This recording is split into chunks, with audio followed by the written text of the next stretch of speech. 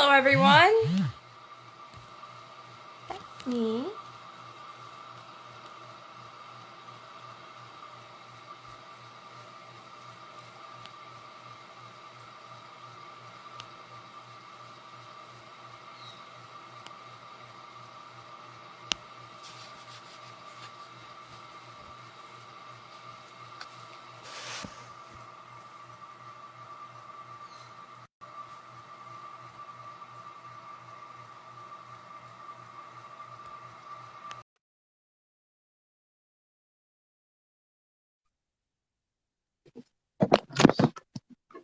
Hello. Hello.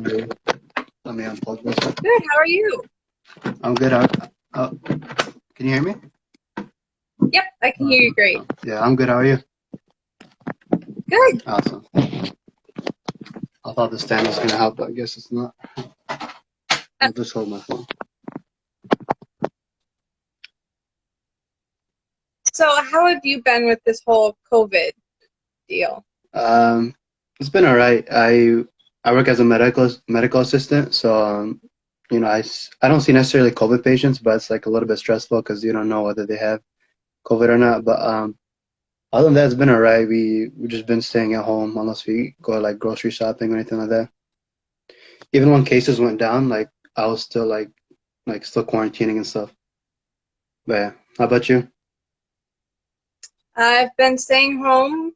I've been working, with my second job, which I am exposed to hundreds of people.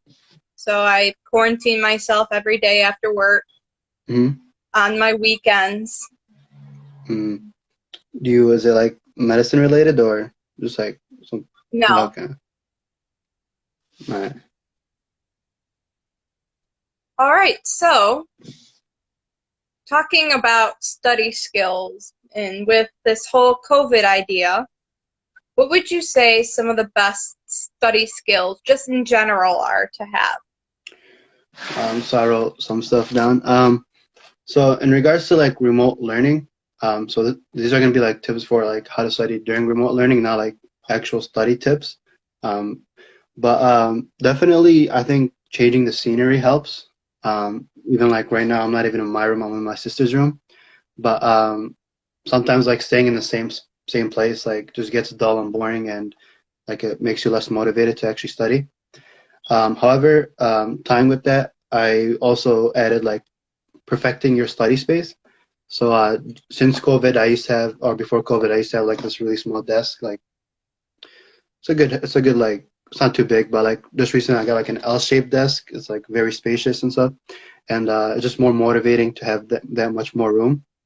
Um, Another thing that I do is something called the Pomodoro technique, which I didn't even know like has like a name, like an actual like name to it.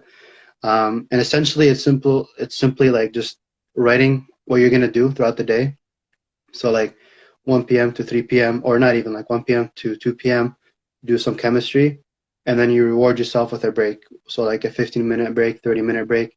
Because I feel like with online learning, with remote learning, there's more likely that you procrastinate. Like procrastination is at all-time high now that we're at home in our beds and stuff like that. So definitely the Pomodoro technique, like planning out your day and rewarding yourself as you go on, helps with the motivation. Tying in with that, I plan my day, like I plan what I'm gonna do daily and weekly. So like this week I want to get rid of chapter 4 for chemistry, for instance, and on Monday I'm gonna do this section, on Tuesday I'm gonna do this section, Wednesday do that section, and along like while I write that down, just make sure I reward myself. Usually I have like I reward myself with like a YouTube video, like or like whatever it is that I decide to do, whether even if it's like video games, like 20 minutes or something like that.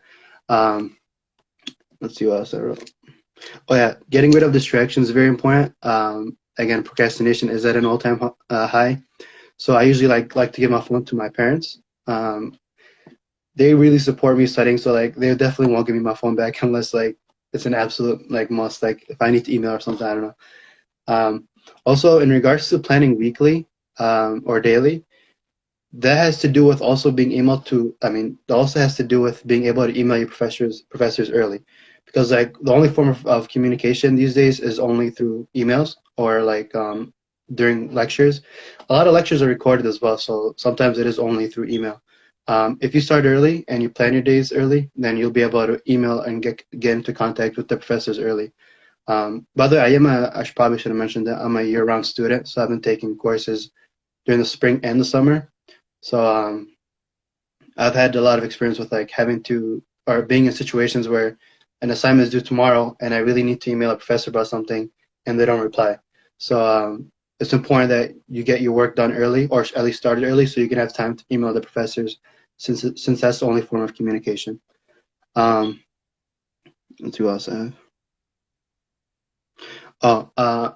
Another study technique has to do with note taking, and this can be applied to in-person like learning and remote learning. From my experience, I used to see students a lot just like copying down exactly what they see on the board. So like if the professor is going through some PowerPoints or some slides, they'll just literally write down everything word to word. And that kind of thing I think is a waste of time, especially when those PowerPoints that they're copying down is already on Canvas. So like if you're watching the lecture, there's no need to write down things that are already on that you can pull up through Canvas. What I usually do is I usually like pick out things that the professor says that aren't on the PowerPoint. Usually those are like explanations or just something random. Also, some of the things that they say that aren't on the PowerPoint, there's always like a question or two on exams I've noticed throughout my experience. Another thing that I wrote is simply taking advantage that everything is online. Like the fact that everything is online means that we don't have to actually drive to school. We don't have to wake up really early and stuff like that. So get your rest. There's no better like time to like. It's so much more easy to do that Pomodoro technique that I mentioned, where you plan out your days, than with remote learning. Simply because like you don't have to wake up early to meet lecture. Most lectures are recorded. So definitely take advantage of that, like whether it's through sleep or with getting some exercise that you wouldn't have had because you would have been in lecture, anything like that. That's pretty much it in regards to specific tips for remote learning, like how to study when everything's remote. I can take any questions if anyone wants to leave a comment or anything like that. See, I know for me personally, I went to SI sessions. I went to, when I was studying, sometimes I'd go to the library because it's nice to just sit in a quiet place with no distractions. Right. That's one of the best ways I learn is quiet, no distractions, and I just reread my books, refocus on that chapter, remember what did we learn, and go from there. Exactly, and because like we can't go to libraries anymore or anything like that, that's why I mentioned like to change the scenery. Like right now I'm in my sister's room, like downstairs. My room is downstairs, my sister's upstairs, and usually the family hangs out downstairs. So like because it's, they're watching TV and stuff like that, I get to just come up here and just work on my homework. She got windows next to me and stuff like that, so like some nice breeze and stuff like that. So just change up the scenario, because usually when you're in the same spot over and over again, it just gets boring and dull, and thus will lead to less motivation to study. But I used to also go to libraries, but it's unfortunate that we can't do that anymore. Understandably. Now, for first-year college students, what would you recommend for them? In regards to studying? Yes. So I actually did a study session, or like study advice session, with the First Gen Club at UMD. I mentioned a lot of these things that I said right now, because a lot of them can be applied to in-person learning, such as not just copying down the board in class. But definitely, I think for first-gen students, they don't really have someone to ask, like how they prepared for this class and this class. One of the first things I did when I started college is actually I met with older people. Like I made friends with people who were like older than me, and whenever I have anything, like if I have like, for instance, I'm taking a class next semester, I can always message them saying like, who do you recommend I take for orgochem or for physics, whatever it is, and they always like say take this professor. So definitely meet with others who may have had the experience, because again, you don't really have someone you can rely on like that's been to college before as a first-gen student. But you can apply all these other kind of things. I think the most important thing, if anything, to pull out of this is the Pomodoro technique, where you plan out your day. and then reward yourself as you go on. I can go on with like many different tips if you want me to. I do also on my Instagram page. I do just like I base it on the PA field, but I also do study tips. And I've done a few, including that Pomodoro technique. I usually just give like an example using my own experience. So like I did like I think I was taking Arabic, Orgo 2, and medical ethics and something else. And I just showed how I did it. But definitely, I think for first time, like first year students, definitely make some friends with older people, or some sort of connections, just so that they can give you advice on what classes to take and how they prepared for that class. Awesome. So if anyone has any questions, feel free to post them in the comment section.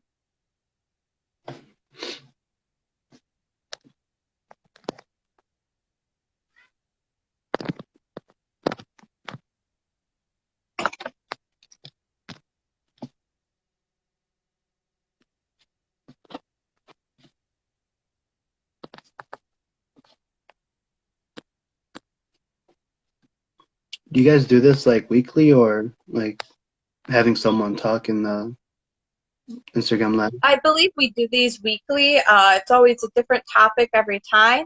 Mm-hmm. We also have our Mastering Maize and Blue series where we go over a bunch of different topics covering, remote learning, study, as I said, study skills, just so many different categories that you'd want to know in college that for first timers, and it really breaks it down. It's something I kind of wish I had when I joined college. Yeah, definitely. I think with my experience in high school with like dual enrollment courses, it made the transition to NAP classes. It made the transition to to college easier because I knew like the level of expectation that I was getting into. So like, for instance, like AP Chem was a very difficult course in high school, and it's essentially like Gen Chem in college. So having the experience made transitioning into college a lot easier. But yeah, I think, but obviously like it would be too late for students who didn't. But definitely, just getting that like connections with other people who may have that experience. My brother, he did go to college, but he had to drop out for certain reasons. He had to drop out to support the family. So I couldn't really like rely on him. But fortunately, I did have the experience to take college classes. So we got a Looks question. like we got a comment. Yeah, can keeping a planner / schedule help support study skills / organization? So definitely, so that Pomodoro technique that I was talking about, where I just write like my day, like so I wake up, let's say like at 8 a.m. So I'll say like so 8 to 9, I'll get up, get ready, have some breakfast, whatever it is, or go to work if I have work. 9 to 10, I'll start on Orgo. 10 to 10:30, I'll watch some YouTube video or go on my phone or check my social medias, that kind of thing. So you can definitely use a planner or schedule. Sometimes I just simply write like on a notebook. Like it literally just have something that you can use. With the video that I made on my Instagram page, I use my computer just so I can record, and I show that like as I go on. So there's like two main aspects to the technique or to the Pomodoro technique. There's a sense of accomplishment and sense of reward. So the sense of accomplishment comes from like literally being able to say 10 to 10:30 or go and being able to like cross it out or erase it. And then from 10:30 to 11 so that's a sense of accomplishment. And then the break is a sense of reward. So reward yourself for your accomplishments, and that helps motivate me throughout my whatever I'm doing, like studying or doing homework, whatever it is. Definitely, you can do it through a planner. I used to have like this mini, literally like it's like a notepad essentially, but it's a bit bigger. But it's like a planner essentially, and I used to just write down everything. I lost it, so I've just been using like a notebook.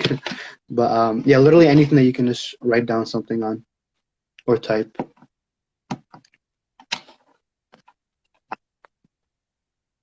Now, would you recommend note-taking on a sheet of paper or typing your notes? I always recommend writing.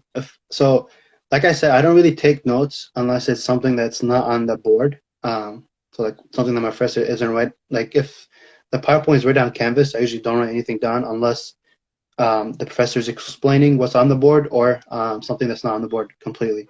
I always recommend though writing on a piece of paper. Some courses will have you take writing on a laptop, for instance. So I was taking child development or human development, and that class was 3 hours long.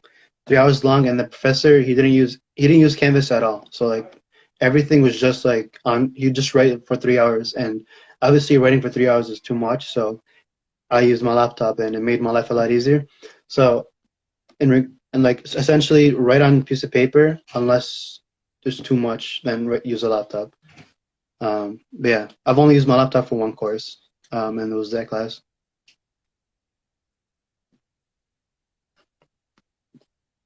So is there any other tips or tricks you have for Um, incoming college students, continuing Actually, college students? regarding remote learning, actually, one more thing I'd like to say. Um, I know it's a bit harder to like get books. I would say though, I always prefer like physical copies over like the online copy. Um, for my first year of college, I did have like all physical, just because I found it easier to like read on a like physical copy instead of like just staring at a screen, burning my eyes and stuff like that. But definitely for the first year, I would say try to get physical copies. There's more resources other than U of M-Dearborn, because I know when we first transitioned to remote learning, there was like the bookstore was closed for a while. I'm not sure if it's still closed or not because I've just been using online books. But there's definitely more resources that you can use to get like the actual physical copies. Even like I think Chegg lets you rent books. Um, but definitely try to like stick with like physical copies if you can. But if you can, obviously, then use like the ebooks and stuff like that. Awesome. So are there any other questions, comments in the comment section?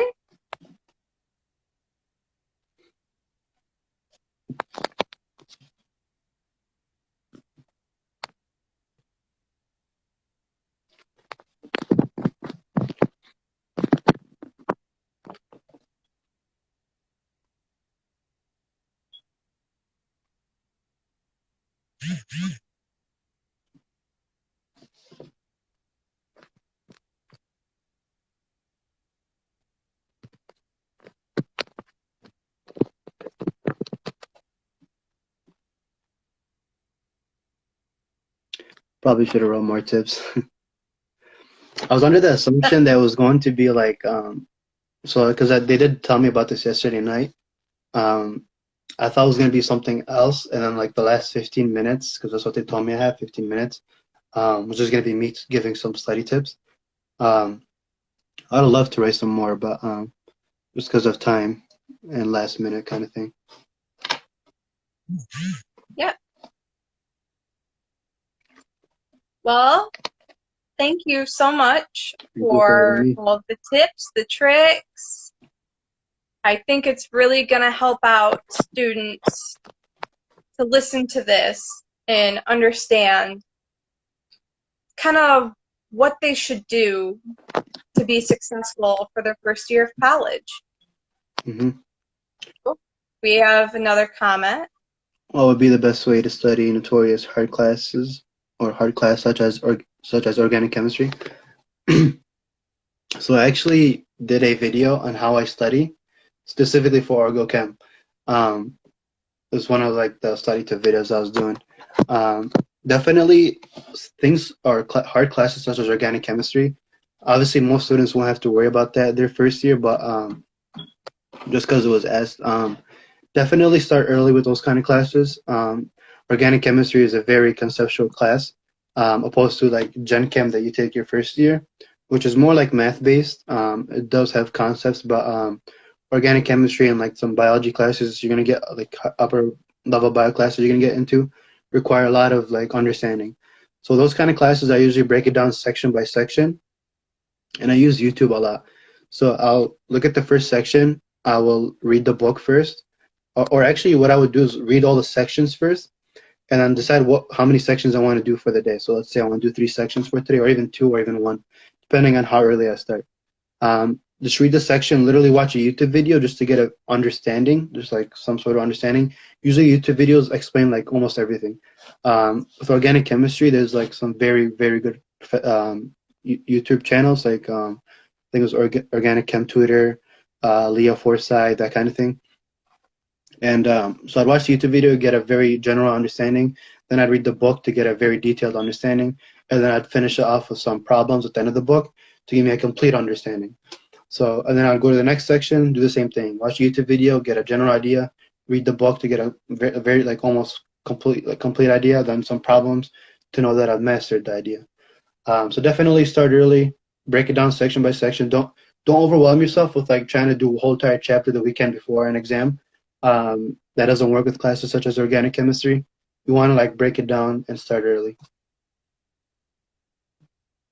So for all of the hard classes, or just for any class in general, would you suggest starting early? So in regards to starting early, definitely all classes, I think you should start early. You should be doing something every single day. I know it's like I mentioned earlier, procrastination is at an all-time high since we're at home. But definitely start early, not just for the concept bit, like just to learn and understand the material, but also so you get in contact with your professor as well, because everything's email. That's study tip where I watch YouTube videos and like read and do problems. That's very like it's more like specific to Orgo. Classes like psychology, there's not really like problems or like there's like questions regarding to like ideas, but there isn't really like drawing structures or anything like that. Those kind of classes I like to read out loud, which is another study tip video I did on my Instagram page. I find that reading out loud actually helps me memorize stuff more. There's actually, I also made a TikTok video that I posted on my Instagram as well about that. The University of Waterloo conducted a study with, I believe, over 90 students, and they split them into 4 groups. One group read out loud, another group listened, a third group read like to themselves, and a fourth group listened to a recording of them reading. And they found out that the group that memorized the most or was the most successful was the group that read out loud.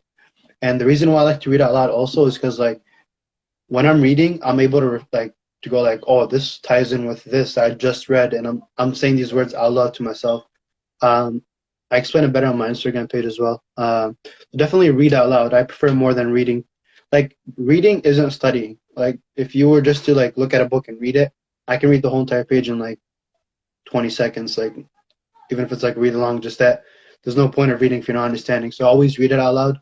Take it sentence by sentence and just make sure I'm reflecting to previous points. On the Instagram video that I did, I actually did it with that development class I mentioned earlier, the 3-hour one, and I had I think it was 5 chapters, 100 question exam, and I showed my notes and I showed myself like giving an example, like actual reading, and my thought process as I read out loud to myself, and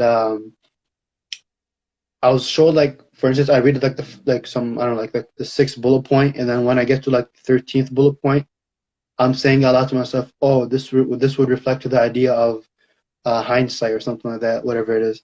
So definitely reading out loud does help in other classes. So it is like, I guess, specific. So like Orgo, I do that, and then psychology, I do that. So it does depend on the course. If you want, I can answer more specific questions, like if you want to message me. But every class, it does depend on, every class would require a different way to study, essentially. Like math is more practice-based. Psychology is more like reading out loud to yourself, and just more memorization. Obviously, there's some concepts that you got to understand, but most of it will be memorization, as opposed to math, where it's like just practice, practice, practice.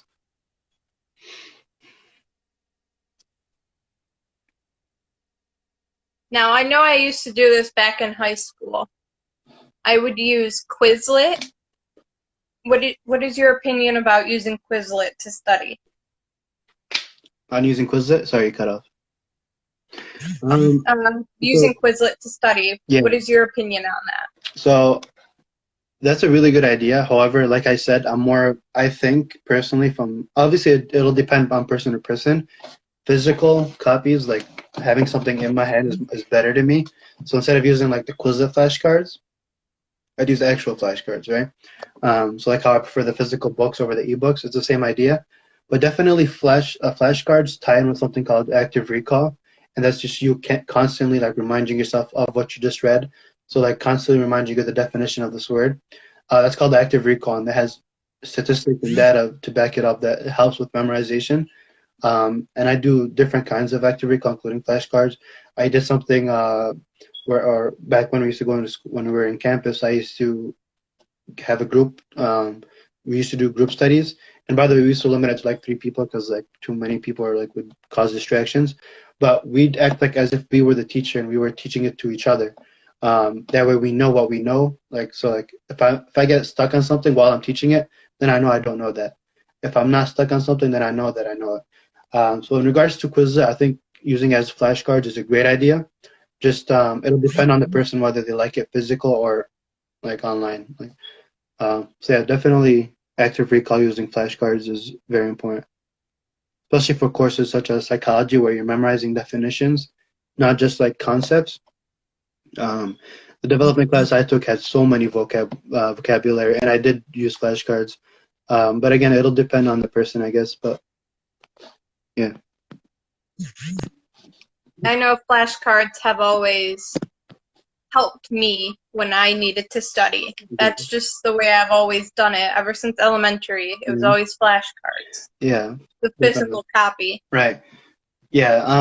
I have some friends who prefer using Quizlet as opposed to using like actual in-hand flashcards, and there is a lot of benefit to it. So like if like seconds before a quiz, or not even seconds, like minutes before a quiz, they pull out their phone, they pull out the Quizlet app, and it's easy to access, I guess. But while I'm at home, it's like I'd rather just have the physical copy. And again, it does depend on the person, so whatever works for you. It's like a trial and error kind of thing. You got to figure out what works for you. Personally, I just don't like staring at a screen too long. That's probably why. I know for me it gets kind of hard when you have to just constantly stare at a screen for hours on end. Exactly, yeah. You know, I start to get restless, antsy. Right. I guess that's also where it comes in to go outside, you know, get some exercise, because that's what I would do. I'd go and take a walk. I would take my dog with me, and we would just go on a couple-mile walk. Yeah, and then I'd be able to come back with a clear mind. Exactly. I like to I wake up really early. I guess I got used to it because of work. But definitely like waking up early, having your breakfast, doing something that you would enjoy, such as exercising or like taking a walk. Just like have a fresh start to your day when you know you have a long day ahead of you, such as like studying and homework and stuff like that. Um, that Pomodoro technique where you plan out your day. So when I wake up, first thing I'm gonna do is walk. Um, After that, I'm gonna get started on Orgo, then play some video games for like 30 minutes, then continue Orgo, and then watch a YouTube video, just like planning out your day ahead of time. Well, does anyone else have any other questions, comments?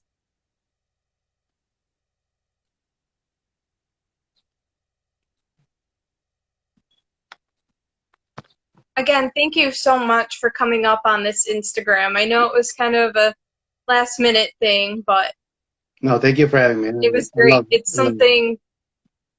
I love. I'm sorry. I was saying I love like just giving out some advice. I have a lot of friends who message me, which is the reason why like I started the Instagram page, to try to like instead of like answering each person individually, I can just make a video about it. Love how you have the balance. Thank you. That's a smart idea.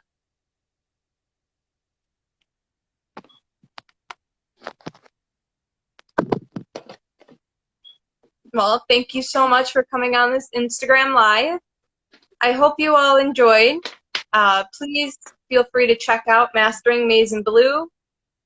We have our podcast series explaining multiple different subjects about campus life, different organizations, just so much stuff, student life. And feel free to check out our Instagram page, and we will see you soon. Bye, everyone. All right, see ya. Bye.